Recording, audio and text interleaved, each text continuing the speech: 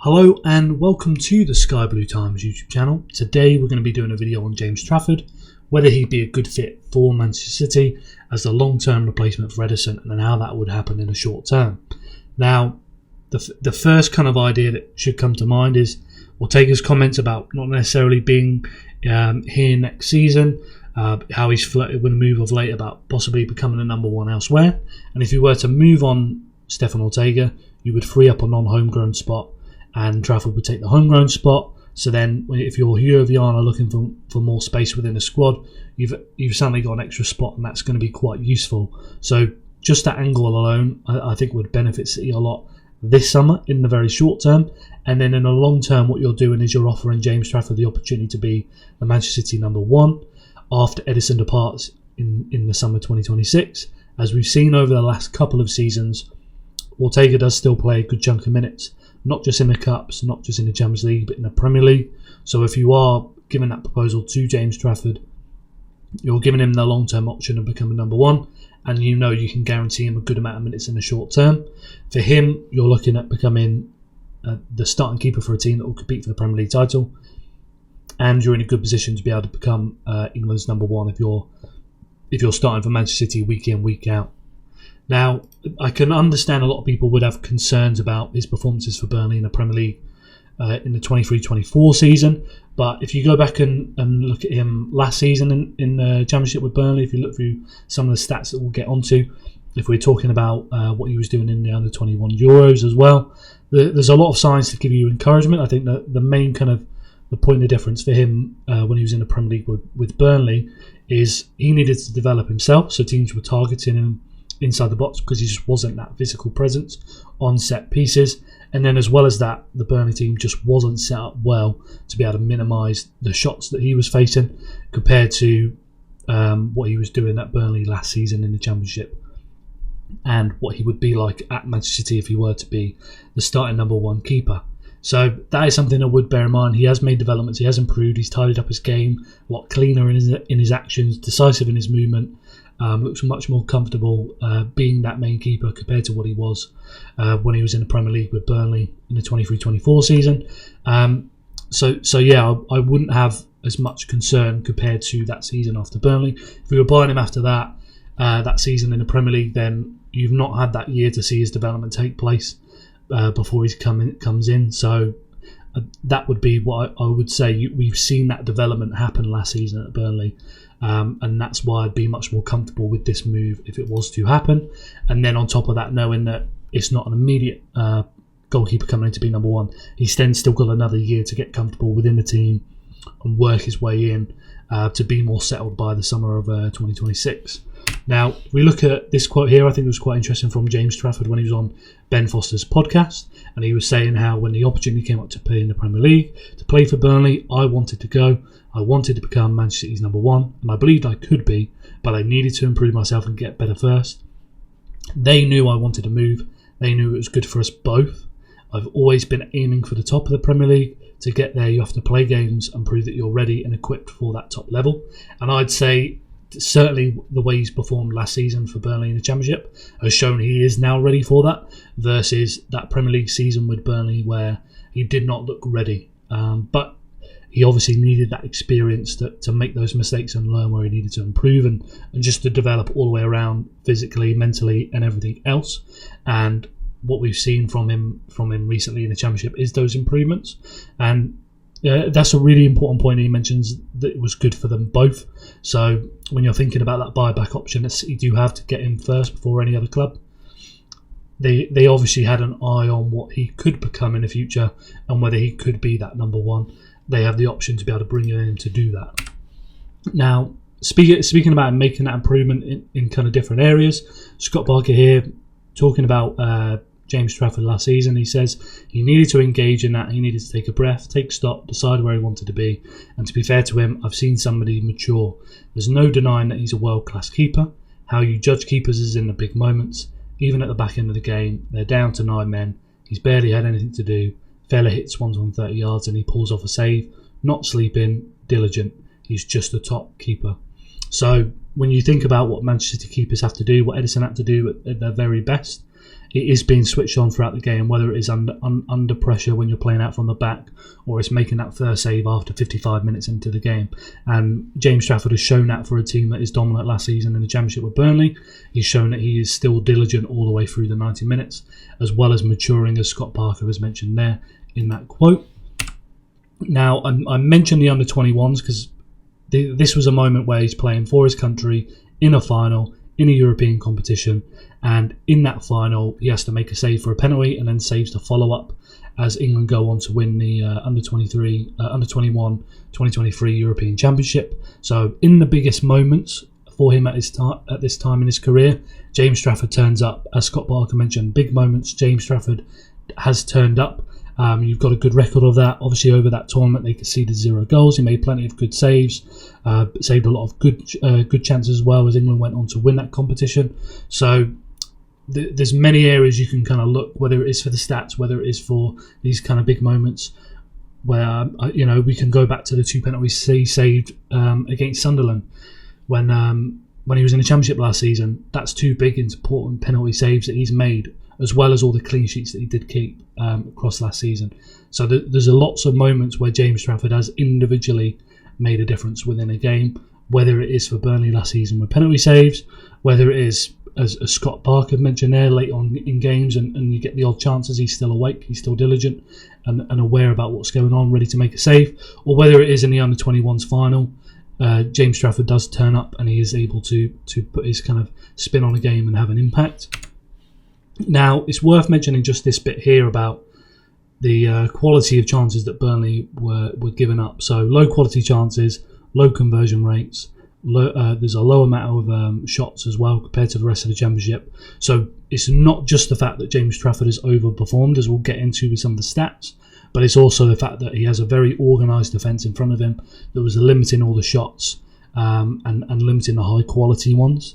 And that's something to bear in mind compared to when he was in the Premier League with Burnley, where he would be the other end of this. They would have been conceding loads and loads and loads of high quality chances that he would then have to have done something spectacular to be able to keep them up. That season, on top of the fact that he did need to develop physically, that he did need to make improvements, adjustments as he was adapting to the men's game and playing at that level. Now, this is near enough completed, missing a few shots, missing one goal, I believe, but this is the shots that Burnley conceded, that James Trafford conceded last season in the Championship for Burnley. And as you can see, primarily all the goals come in the 6-yard box, and you can just see how few shots they do allow the opposition team to have in that graphic. And when it comes to making saves, I think if you go back and watch some of the footage of James Trafford, he does very well at getting down and across, quick reactions to get his hand down to shots that are low. He does that really, really well, as you can see with all of these kind of shots saved down a lot at bottom, particularly with his right hand to the right side. He does really, really well there. Parries very nicely to the side, away from the goal, away from an opposition player that could jump on that chance. Does that very, very well compared to what he was doing in the Premier League with Burnley. He's just a lot more cleaner to his game. You think about shots high that will go into the crossbar to the top corner, does a good job of tipping them over, and that is what these kind of saves up here are. Just makes them look nice and clean as he tips them over the bar, and doesn't make a big mess of those. Obviously, anything centrally he deals with really quite well, apart from this one goal that he's conceded there. Very good at catching a ball and then taking advantage of that, whether it is to make throws forward, as we'll get onto a little bit later, as well as just when he does catch the ball, sitting on it, waiting, taking his time when he is under pressure to then make that next move. He just looks a lot more of a kind of calming presence within the goal compared to what he was when he was in the Premier League with Burnley under company. As Scott Parker's mentioned at the top of the video, you can see the fact that he is a mature keeper because all of his actions are just much more tidy, much more cleaner, and composed on the ball. And as we'll get onto a little bit later, when it comes to playing out from the back, you can see in these high pressure moments when he is pressed that James Trafford is making that one touch and then making a nice pass out, and it just looks nice and composed. It doesn't look like he's rushing, that he has to quickly get to that ball and quickly make that next pass, and he's still trying to search for what that next pass could be. He's just he just knows, right, make this touch, make that pass over to that guy over there. I know exactly what I'm doing.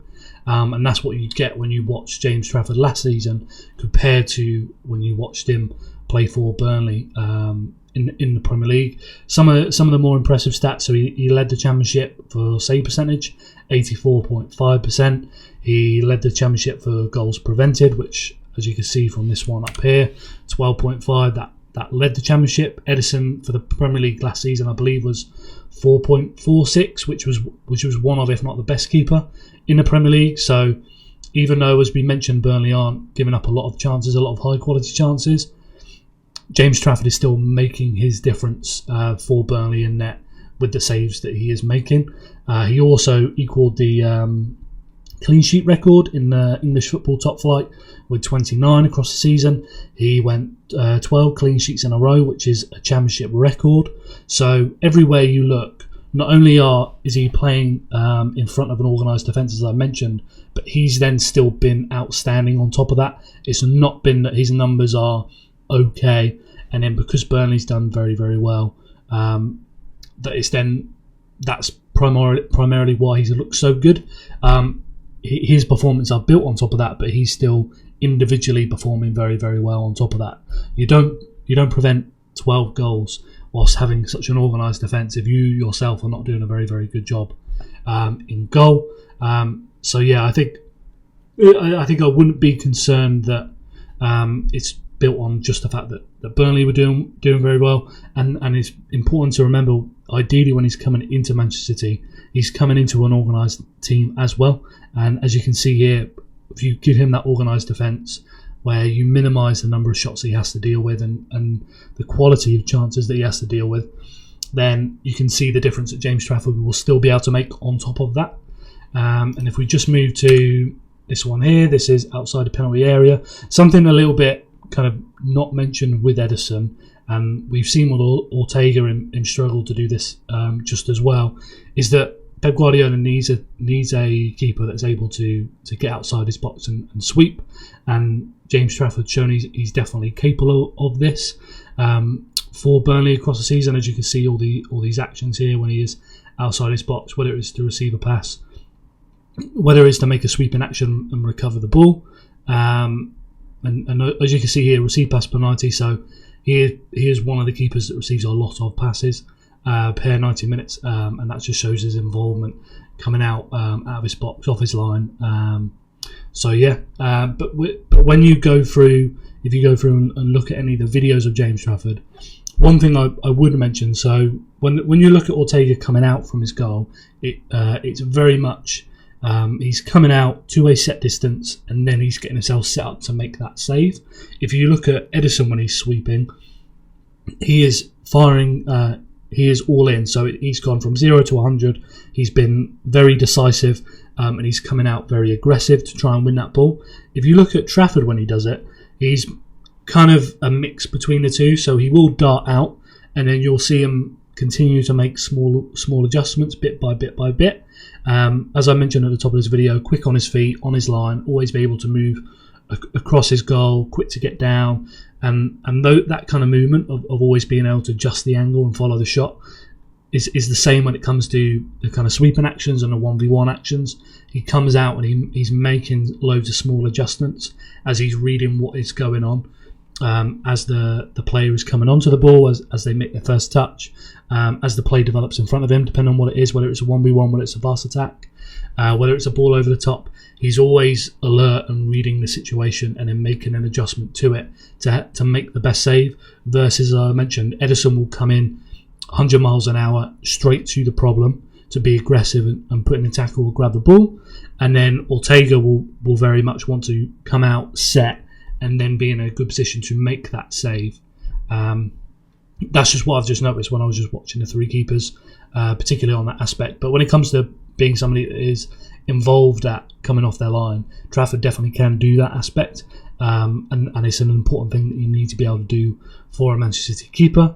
If we move on to some other stuff, this is him playing out from the back, and as you can see here, he does a lot of passes over 40 metres, and this in particular is where his long passing accuracy is down, and I bear that in mind when we eventually get to some of the passes further down when we do compare the keepers, is that Burnley are playing a lot higher with their long passes that they're trying to reach. So yeah, 40 plus meters, and you look at these 225 passes compared to Edison and Ortega, as we'll touch on a bit later. They're not making their long passes as many to these kind of distances. They are a little bit shorter, more across the halfway line. I believe a long pass counts as anything over 30 yards. So then within that kind of range, 30 plus, you're then not you're not kind of accounting for all the detail of the way the teams play. So if Trafford is asked to play passes that are really unlikely for you to get, but he's been asked to put these balls right in behind for a striker to run onto, and they're looking for a couple of these to be able to land and hit, then that's quite different to playing for Manchester City with Edison, with Ortega, where you're looking for a certain play, a certain setup that they have used, and then they've created space for the likes of Erling Haaland and Omar Mamouche to run into. It is very different compared to what he would be used to with Burnley. So I just bear that in mind. But he's absolutely a keeper that will be able to play out from the back, whether that's from his time at Manchester City, whether it is shown from his time at Burnley here, whether that's shown from his time at Burnley in the Premier League. This is somebody that is more than capable of getting on the ball and stepping out from the back. If you go through some of his performances for Burnley last season, you'll see a guy that is more than capable when he's under pressure, guy running towards him, take a first touch and then make a nice first pass, and know where that pass is already going to be going to. So when he's under that pressure, he can deal with that. He's able to make these nice chip balls over the press. They kind of more like medium distance passes, chipped over the first line of the pressure. Does that quite well out to the fullback. And that would be more of my concern when it comes to a keeper replacing the likes of Edison in goal.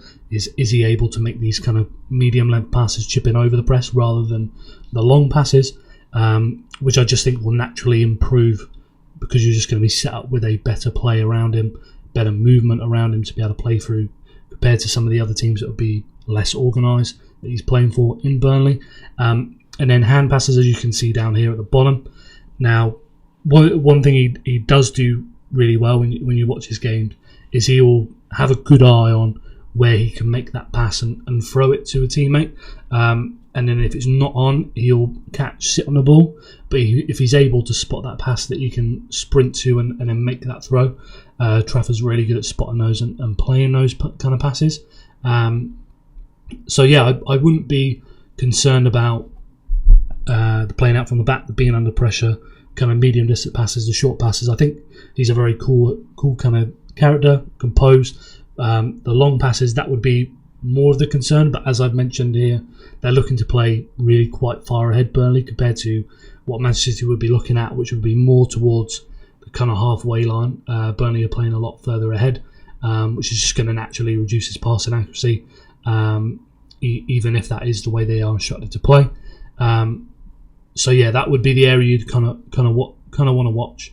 But as I mentioned, I would be more than fine with that risk. I think just moving into a Manchester City team, he would be better for that.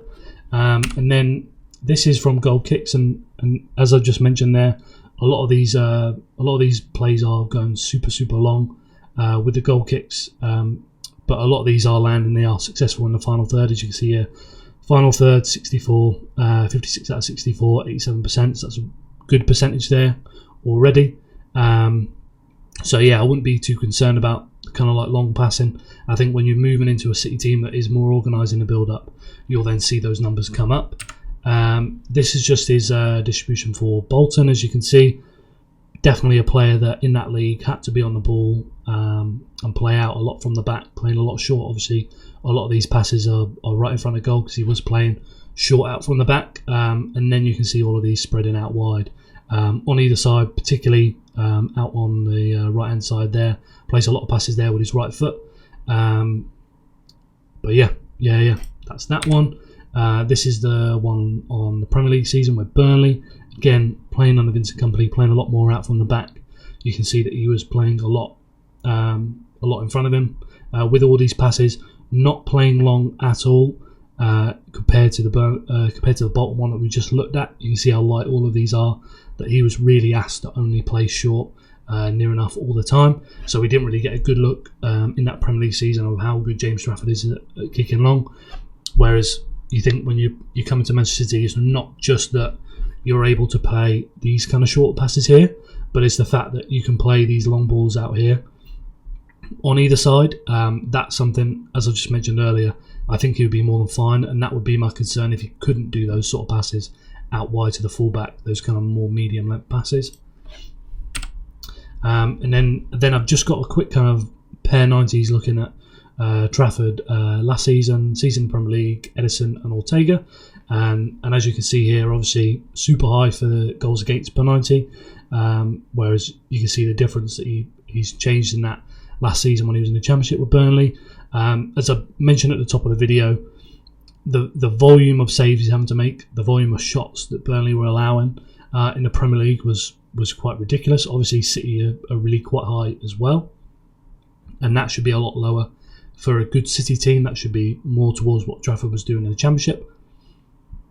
And as you can see here, you move down that, it definitely corresponds with somebody having to make a lot less saves, and somebody that is conceding a lot less goals. But yeah, you can just see the save volume compared to the likes of Edison Ortega is huge when he was playing in the Premier League with Burnley. Far too many shots that he was having to deal with, and that built into a lot of his kind of bad form over the Premier League season when he was trying to find his feet as a very young keeper. This was all that outside the penalty area action. As I mentioned, Ortega's not particularly good at this. You saw more of this from Trafford when he was playing in the Premier League with Burnley. It's something that Edison does a lot, and I expect you would see those numbers go up from Trafford as he's asked to deal with these situations more and more and more as City play that high line, and they're just naturally facing more of those situations. This is just another one. So obviously clean sheets very high, as I mentioned throughout this video. Did tremendously for Burnley last season, kept a lot of clean sheets, broke a lot of records. When we're looking at post-shot expected goals per shot, this gives you an idea of the value of the shot that they are having to save. So as I mentioned at the start of the video, Burnley were limiting the number of shots, but then also the value of the shot the opposition player was taking was much, much lower, which then made the saves easier to make. And then you compare that to Edison this season. This was the highest value in the Premier League this season for that per shot, and it's no surprise that City are conceding more goals last season because you're giving up such high quality chances on the break in the middle of your box for opposition players to score. This is just crosses stopped per 90 compared to Edison or Ortega, who I think in the last couple of seasons have dropped off from the level you would want it to be, particularly Edison on his early years compared to what he is now. James Trafford is somebody that would come in and improve that. You look at the likes of Raya with Arsenal, how good he is at coming and claiming crosses. If you bring in James Trafford, then you've got somebody that can make that kind of improvement to the team, and I think that would be something quite beneficial to have. And then here is just some more stuff on pass accuracy. So short and medium passing, really is not much between all of those keepers. Save percentage, as I mentioned, very, very high last season for Trafford in the Championship.